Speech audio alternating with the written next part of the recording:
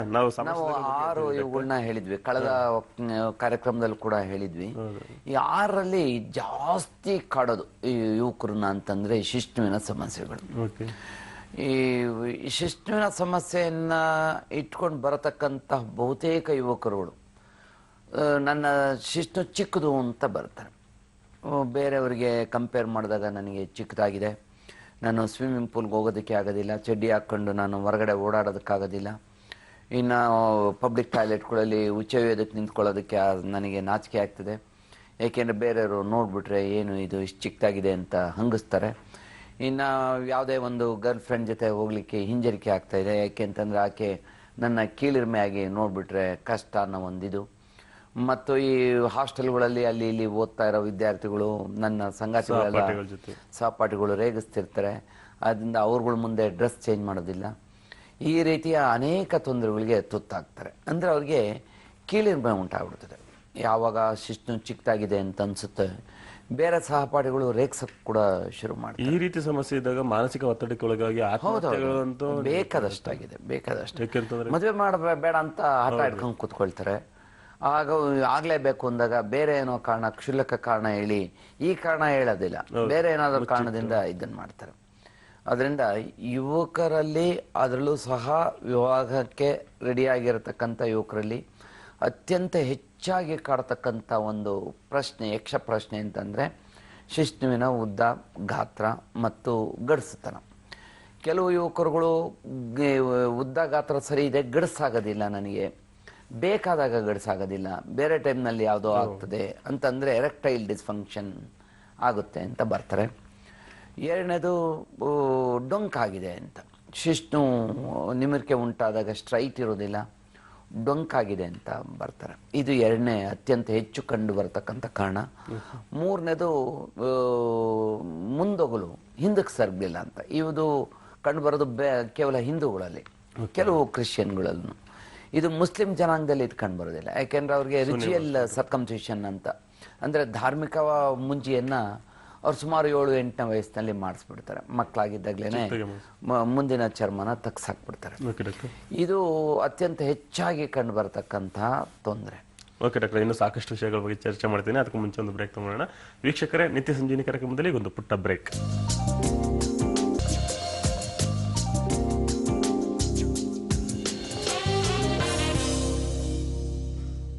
Break ನಂತರ ನಿತ್ಯ ಸಂಜೀವಿನಿ ಕಾರ್ಯಕ್ರಮಕ್ಕೆ ಮತ್ತೊಮ್ಮೆ ಸ್ವಾಗತ. ಡಾಕ್ಟರ್, ನಾವು ಅವಾಗಲೇ ಮಾತಾಡ್ತಾ ಇದ್ವಿ, ಈ ಸುನ್ನಿ ಮುಂಜಿ ಮಾಡಿಸ್ಕೊಂಡಿರ್ತಾರೆ, ಸಮಸ್ಯೆ ಇರೋದಿಲ್ಲ ಅಥವಾ ಮುಂಜಿ ಅಂತವ್ರಿಗೆಲ್ಲ. ಈ ಕ್ರಿಶ್ಚಿಯನ್ ಇವ್ರಿಗೆಲ್ಲ ಸಿಕ್ಕಾಪಟ್ಟೆ ಸಮಸ್ಯೆಗಳು ಜಾಸ್ತಿ ಇರುತ್ತೆ ಅಂತ ಆಯ್ತು. ಕ್ರಿಶ್ಚಿಯನ್ಸ್ ಸುಮಾರು ಜನ 50% ಮಾಡಿಸ್ಕೊಂಡ್ಬಿಡ್ತಾರೆ. ಓಕೆ. ಈ ಜಾಸ್ತಿ ಮಾಡಿಸ್ಕೊಳ್ಳೋದಿಲ್ಲ. ಹೌದೌದು. ಅದು ಏನಾಗುತ್ತೆ, ಕೆಲವು 1% ಯುವಕರಲ್ಲಿ ಮತ್ತು ಪುರುಷರಲ್ಲಿ ಈ ಶಿಶ್ನುವಿನ ಮುಂದೊಗಲು ಹಿಂದಕ್ಕೆ ಸರಿಯೋದಿಲ್ಲ.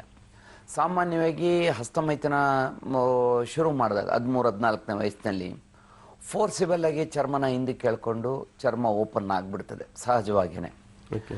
ಕೆಲವು ಯುವಕರು, ಪುರುಷರು ಈ ರೀತಿ ಮಾಡ್ಕೊಂಡಿರೋದಿಲ್ಲ, ಅಥವಾ ಚರ್ಮ ತುಂಬ ಬಿಗಿಯಾಗಿರ್ತದೆ, ಹಿಂದಕ್ಕೆ ಎಳ್ಕೊಳ್ಳೋದಕ್ಕೆ ಸಾಧ್ಯನೇ ಆಗದೆ ಇರುವಷ್ಟು ಬಿಗಿ ಮುಂದೋಗ್ಲಿರ್ತದೆ. ಅದಕ್ಕೆ ನಾವು ಇಂಗ್ಲೀಷ್ನಲ್ಲಿ ಫೈಮೋಸಿಸ್ ಅಂತೀವಿ.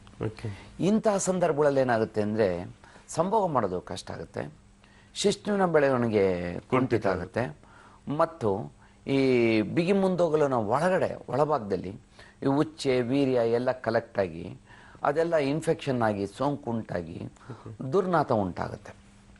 ಇದು ಬಹಳ ದೊಡ್ಡ ಹೌದು, ಇನ್ಫೆಕ್ಷನ್ ಆಗ್ಬಿಡ್ತದೆ. ಜೊತೆಗೆ ಹಾಗೂ ಸಂಭೋಗ ಮಾಡಿದಾಗ ಆ ಸಂಗಾತಿಗೆ ಇವರಿಂದ ಸೋಂಕು, ಇನ್ಫೆಕ್ಷನ್ನು, ಬ್ಯಾಕ್ಟೀರಿಯಾಗಳು ಆಕೆಗೂ ಹೋಗುತ್ತೆ. ಆದ್ದರಿಂದನೇ ನಮ್ಮ ಹಿಂದೂ ಸಮಾಜದಲ್ಲಿ ಮಹಿಳೆಯರಿಗೆ ಈ ವೈಟ್ ಡಿಸ್ಚಾರ್ಜ್, ಬಿಳಿ ಸೆರಗುನ ತುಂಬ ಜಾಸ್ತಿ. ಯಾತಕ್ಕೆ ಅಂದರೆ ಪುರುಷರಲ್ಲಿ ಈ ಬಿಗಿ ಮುಂದೋಗಲು ಜಾಸ್ತಿ ಇರೋರಿಗೆ ಸೋಂಕು ಜಾಸ್ತಿ ಇರ್ತದೆ, ಮತ್ತು ಬಿಗಿ ಮುಂದೋಗಲು ಇಲ್ಲದೆ ಇದ್ದರೂ ಕೂಡ ಚರ್ಮನ ಹಿಂದಕ್ಕೆ ಸರಿಸ್ಕೊಂಡು ಪ್ರತಿನಿತ್ಯ ದಿನಕ್ಕೆ 2 ಸಾರಿ ತೊಳ್ಕೊಳ್ತಾ ಇರೋದಿಲ್ಲ. ಆ ಸ್ವಚ್ಛತೆ ನಮ್ಮಲ್ಲಿ ಹೆಚ್ಚಾಗಿ ಅರಿವು ಉಂಟಾಗಿಲ್ಲ.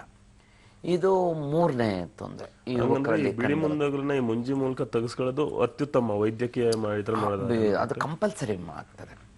ಈಗ 2 ರೀತಿಯಲ್ಲಿ ಈ ಸನ್ನತಿ ಆಪರೇಷನ್ ಅಥವಾ ಮುಂಜಿ ಆಪರೇಷನ್ ಆಗುತ್ತೆ. ಒಂದು ಧಾರ್ಮಿಕ ವಿಚಾರಧಾರೆಗೋಸ್ಕರ, ಎರಡನೇದು ಆರೋಗ್ಯ ದೃಷ್ಟಿಯಿಂದ. ಈಗ ಚರ್ಮ ಹಿಂದಕ್ಕೆ ಸರಾಗವಾಗಿ ಸರಿತಾ ಇದ್ರೆ ಮುಂಜಿ ಆಪರೇಷನ್ ಏನ್ ಬೇಕಾಗಿಲ್ಲ. ಹೌದು. ಈಗ ನಾನು ಹೇಳಿದ ತಕ್ಷಣ ಎಲ್ರಿಗೂ ಮುಂಜಿ ಆಪರೇಷನ್ ಬೇಕು ಅಂತಲ್ಲ ಅರ್ಥ. ಯಾರಿಗೆ ಚರ್ಮ ಹಿಂದಕ್ಕೆ ಸರಿಸ್ತಾ ಇರಲ್ಲ ಅಥವಾ ತುಂಬಾ ಬಿಗಿಯಾಗಿರ್ತದೆ ಅಥವಾ ಹಿಂದಕ್ಕೆ ಸರಿಸ್ಬೇಕಾದ್ರೆ ಯಾತನೆ ನೋವು ಉಂಟಾಗುತ್ತೆ, ಸಂಭೋಗ ಸಮಯದಲ್ಲಿ ತೊಂದರೆ ಉಂಟಾಗುತ್ತೆ, ಅಂತರಿಗೆ ಮಾತ್ರ ಮುಂಜಿ ಆಪರೇಷನ್ ಅತ್ಯವಶ್ಯಕ. ಇನ್ನು ಉಳಿದವರಿಗೆ ಆಪ್ಷನಲ್, ಬೇಕಾದ್ರೆ ಮಾಡಿಸ್ಕೊಳ್ಬಹುದು, ಬೇಕಾಗಿಲ್ಲ. ಈಗ ಸುನ್ನಿ ಆಪರೇಷನ್ ಮುಂಜಿ ಆಪರೇಷನ್ ಮಾಡ್ಕೊಂಡು ಹೇಳಿದ್ರಿ. ಅಂದ್ರೆ ಈಗ ಯೂತ್ಸ್ ಬರ್ತಾರೆ ನಿಮ್ಮ ಹತ್ರಕ್ಕೆ ಈ ತರ ಸಮಸ್ಯೆ ಅಂತ ಕೇಳ್ಕೊಂಡ್ ಬರ್ತಾರೆ. ಅವ ನೀವು ಫಸ್ಟ್, ಯಾಕಂದ್ರೆ ಎಷ್ಟೋ ಜನಕ್ಕೆ ಈಗ ತುಂಬಾ ಅವೇರ್ನೆಸ್ ಕ್ರಿಯೇಟ್ ಆಗಿದ್ರು ಏನೋ ಒಂದು ಮುಜುಗರ ಮನಸ್ಸೊಳಗಡೆ ಯಾವ ರೀತಿ ಡಾಕ್ಟರ್ ಹತ್ರ ಹೇಳ್ಕೊಳ್ಳೋದು, ಯಾರಿಗ್ ತೋರಿಸ್ಬೇಕು, ಹೆಂಗ್ ತೋರಿಸೋದು. ಈಗ ನಿಮ್ಮ ಹತ್ರ ಬಂದ್ರೆ ಬೇಕಾದ್ರೆ ಈಜಿಯಾಗಿ ಹೇಳ್ಬಿಡ್ತಾರೆ, ಯಾಕಂದ್ರೆ ನೀವು ಓಪನ್ ಆಗಿ ಮಾತಾಡ್ತೀರಿ. ಆಯಾ ತೊಂದ್ರೆ ಹೋದಾಗ ಅವರು ಸರಾಗವಾಗಿ ತೋರಿಸ್ತಾರೆ. ಈಗ ಒಂದು ಗೈನಕಾಲಜಿಸ್ಟ್ ಹತ್ರ ಹೋದಾಗ ಅವರ ಜನನ ಇಂದ್ರಿಯಗಳನ್ನ ತೋರ್ಸೋದಕ್ಕೆ ಅಂತ ಹೋಗಿರ್ತಾರೆ, ಹಿಂಜರಿದಿಲ್ಲ. ಅದೇನೆ ಒಬ್ಬ ಸೈಕಿಯಾಟ್ರಿಸ್ಟ್ ಹತ್ರ ಹೋಗಿ ಗೈನಕ್ ಚೆಕ್ಅಪ್ ಮಾಡ್ತೀನಿ ಅಂದ್ರೆ ಹಿಂಜರಿತಾರೆ. ಅದೇ ಈಗ ನಾರ್ಮಲ್ ಡಾಕ್ಟರ್ ಹತ್ರ ಅವರೆಲ್ಲ ಸಲಕರಣೆಗಳು ಇರೋದಿಲ್ಲ.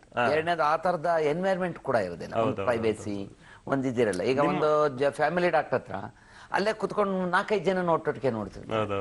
ಈಗ ಗೌರ್ಮೆಂಟ್ ಆಸ್ಪತ್ರೆಗೆ ಹೋದಾಗೆ 100 ಜನ ಒಟ್ಟಿಗೆ ನೋಡ್ತೀವಿ.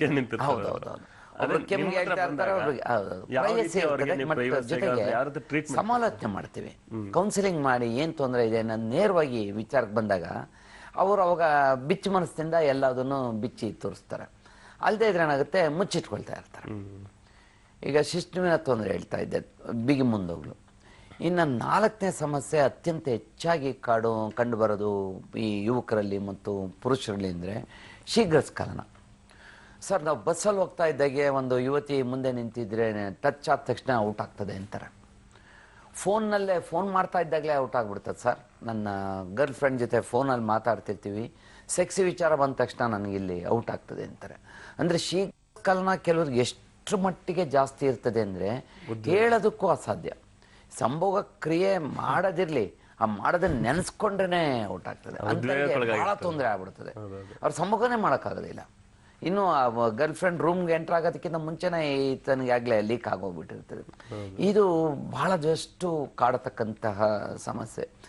ಇದನ್ನ ಯುವಕರುಗಳು ಹೇಳ್ಕೊಳ್ಳೋದಕ್ಕಾಗಲ್ಲ, ಒಂಥರ ಬಿಸಿ ತುಪ್ಪ ನುಂಗೋದಕ್ಕೂ ಆಗಲ್ಲ, ಉಗಿಯೋದಕ್ಕೂ ಆಗಲ್ಲ, ಆ ರೀತಿ ಆಗ್ತಾ ಇರ್ತದೆ. ಇದು ಅತ್ಯಂತ ಹೆಚ್ಚಾಗಿ ಕಂಡು ಬರ್ತಕ್ಕಂಥದ್ದು ತೊಂದರೆ. ಇನ್ನು 5ನೇ ತೊಂದರೆ ಅಂತಂದ್ರೆ ಈ ಮುಷ್ಟಿ ಮೈಥುನ ಅಥವಾ ಹಸ್ತಮೈಥುನ, ಈ ಮ್ಯಾಸ್ಟ್ರಿಬೇಷನ್. ಇದು ಅತಿಯಾಗಿ ಜಾಸ್ತಿ ಮಾಡ್ಕೊಳ್ಳೋದು. ದಿವಸಕ್ಕೆ ಒಬ್ಬ ಯುವಕ ಬಂದಿದ್ದ, ಸರ್ ದಿವಸಕ್ಕೆ 8 ಸಾರಿ ನಾನು ಮಾಡ್ಕೊಳ್ತೀನಿ, ಅದು ಮಾಡ್ಕೊಳ್ಳಿಲ್ದ್ರೆ ನನಗೆ ಸಮಾಧಾನನೇ ಇರೋದಿಲ್ಲ, ನನಗೆ ಬೇರೆ ಏನು ನಿದ್ರೆ ಆಹಾರ ಏನೂ ಸೇರೋದಿಲ್ಲ,